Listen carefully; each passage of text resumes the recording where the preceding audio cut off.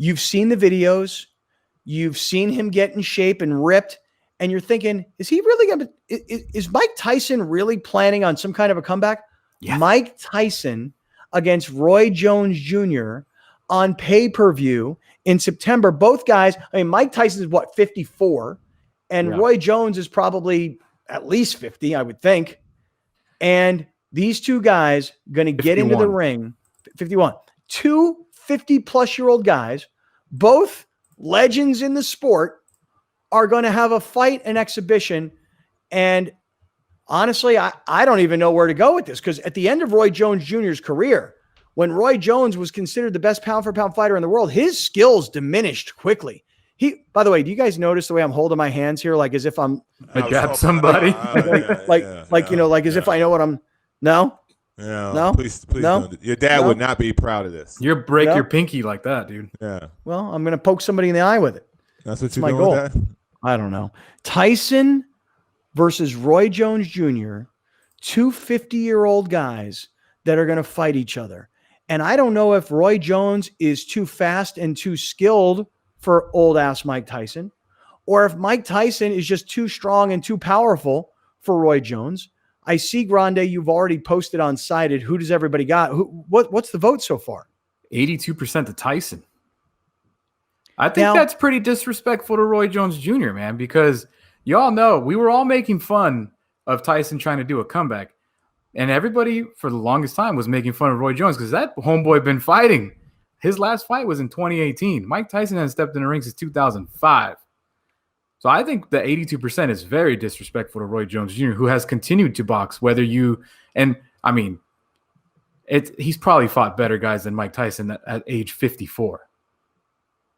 Browner's looking at me like I'm dumb as hell. Has he been winning, Roy Jones? You say he's been fighting. Yeah. I haven't seen a Roy Jones Jr. fight in years on HBO. Well, seriously, you'd have to pull up. Okay, here we go. When's the last time he fought? I can't see that. February 8th, 2018. Who'd he fight? I don't know, but he won. He's been winning. Bobby Gunn. What weight class was he fighting in? Cruiserweight. So about, what was that, 190? Something like that? Yeah, so I mean, heavyweight would probably be like 210 and above, I think. Okay. So I'm assuming, by the way both of you looked at me when I said it's disrespectful to Roy Jones, that both of you are going to pick Mike Tyson here. Well, can you go back to Roy's resume for a moment? I want to hear you say he's been fighting. When was the last time Roy Jones was a champ? He won the vacant WBU German cruiserweight title in 2018. Okay, go back further to like a legit title. Something like... Not a German title, a world championship. IBO cruiserweight, that's a good one. Which one? What year? 2009. Come on, dude. Dude, that's a long-ass time ago. Dude, Mike Tyson, look at Mike Tyson's fight record. Is this impressive? I can't see it. So his last fight, he lost to Kevin McBride in 2000 fight. Before that, he got knocked out by Danny Williams in 2004. His last win is in 2003 against the gentleman named Clifford Etienne. And then before that, he got knocked out by Lennox Lewis in 2002. We're talking 18 years since he fought somebody even remotely good. Wait, just go back. The two fights you said were both losses. Yes. For Tyson. Give me the names, the dates. Kevin McBride in 2005, June 11th was his last fight. He lost. Okay.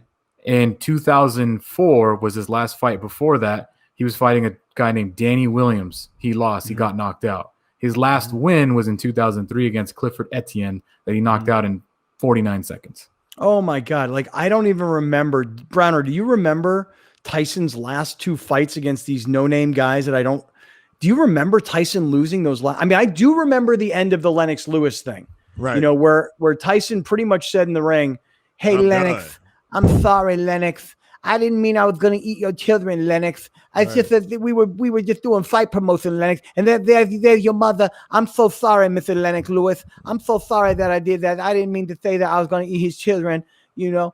And so Tyson like opened the curtain and was like, I was only fucking around. Sorry. Yeah. You just kicked my ass. I'm done. I don't remember Tyson's last two losses. Do you guys? I remember them, but they were not good fights. He was not prepared. It was not worth watching, even though I watched them both. And I'll tell you this right now. The reason why – this is a horrible idea. This is the horrible idea of horrible ideas. Roy Jones Jr.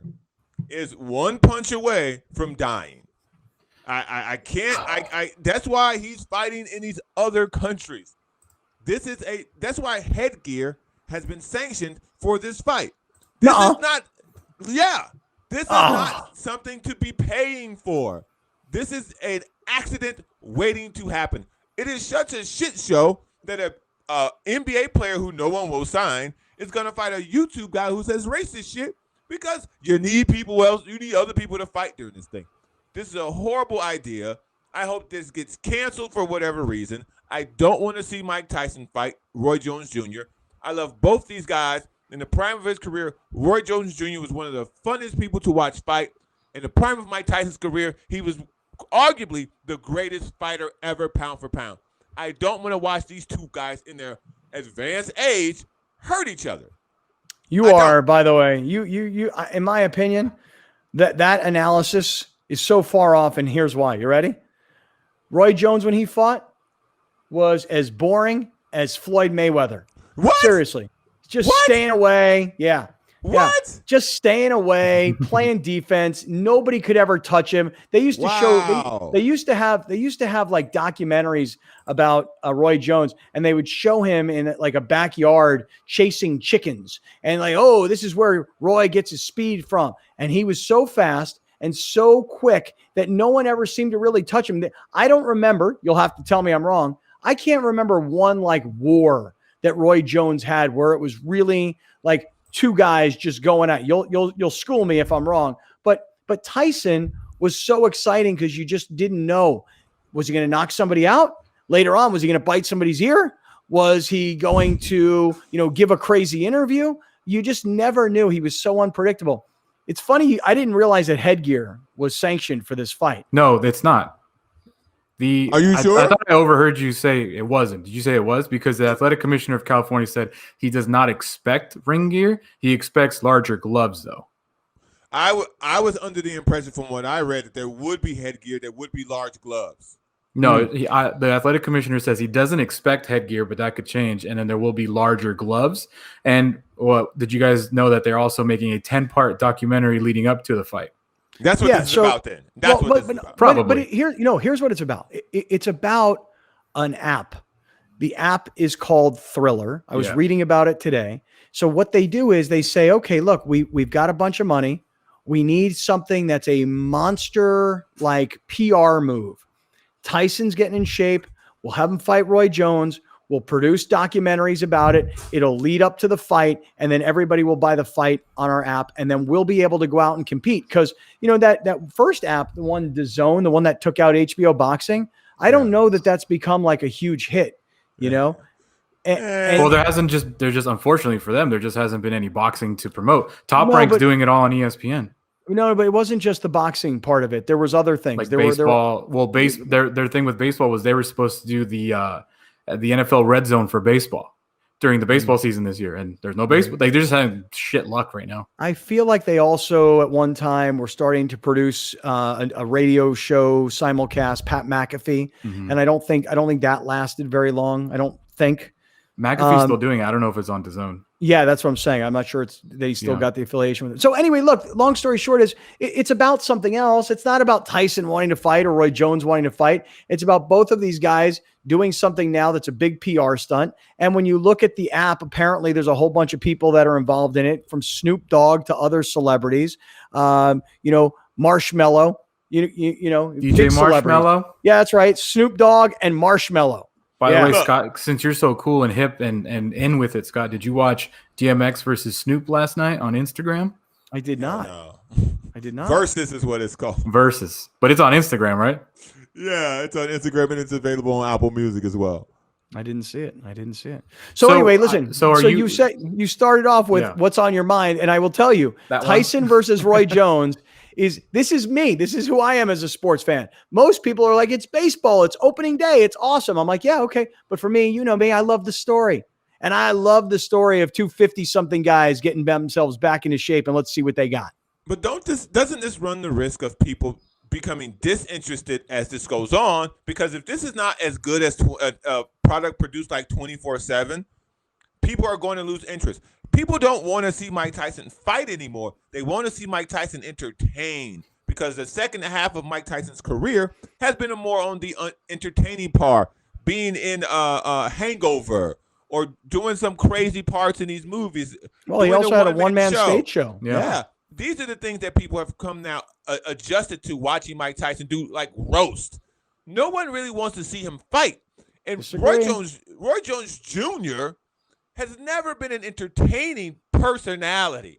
He was an entertaining fighter.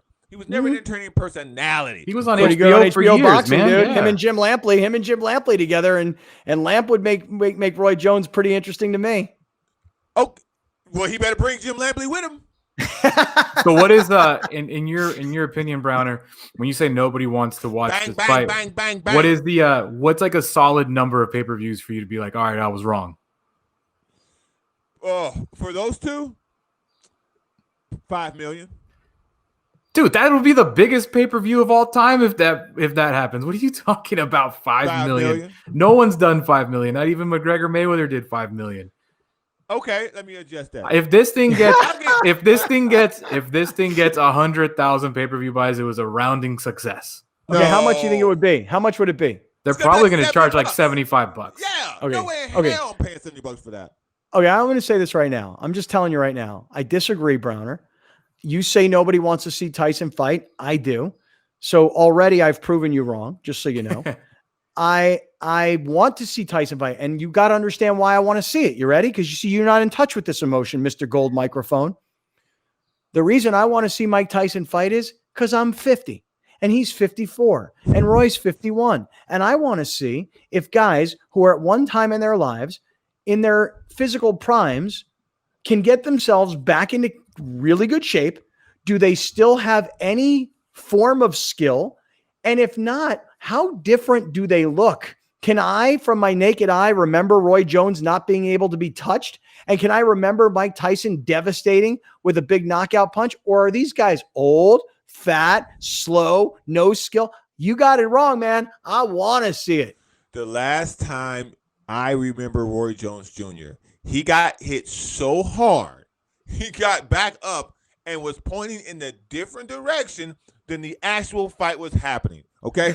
That's the last time I remember him fighting. It didn't get better after that. I agree with you on that, dude. Like, I don't think to say people don't want to see this. People want to see this. Am I one of them? No. You're comparing Roy Jones Jr. like one punch and you're done. I compare him to Chuck Liddell. Chuck Liddell fought Tito Ortiz in 2018. Chuck Liddell shouldn't be fighting anybody anymore. So there's with Tyson, I'm very intrigued. With Roy Jones, I don't know. That one because I don't think Tyson has the brain trauma that Roy Jones. Because Tyson, yeah, he lost a couple, but Roy Jones been in a lot of fights and a lot of hits. Tyson kind of knocked everybody out in a round or two for the most part of his career. So I'm with you on maybe I don't want to see it, but at the same time, if they're like, hey, it's only $30, I'm like, well, you know what? I could afford $30. Price point is going to be very important too. If it's $75, no way. If it's I mean. Yes. Yeah. The UFC just had one of their biggest cards ever in Abu Dhabi, and it was $75, and I was like, So I'm definitely not throwing out $75 for Tyson Jones. No, they have to understand. Look, if you're getting two guys in their prime and it's $75, and then you're getting two guys that are 50% past their prime or 100% past their prime, you should lower it at least by half. If it's under $50, guaranteed I'm getting it. If it's under $50, I'm interested in watching it. If it's over $50, no way, because now it's just a money grab. So what you're saying is nobody wants to watch this at $75, JB. Yeah. So now you've totally just done a 180. Nobody wants to watch this. But if it's under 50, now you got me. And we all love a good car crash. Again, this is it. When you know two people, it's going to be some form of entertaining because there are great moments where you remember these two dudes doing their thing at the peak of their career. So you like Scott said, you want to see if they can capture a small amount of it. I saw Roy Jones Jr. get hit so hard, he was fighting in the opposite direction. I'm done. That was enough for me. All right, well,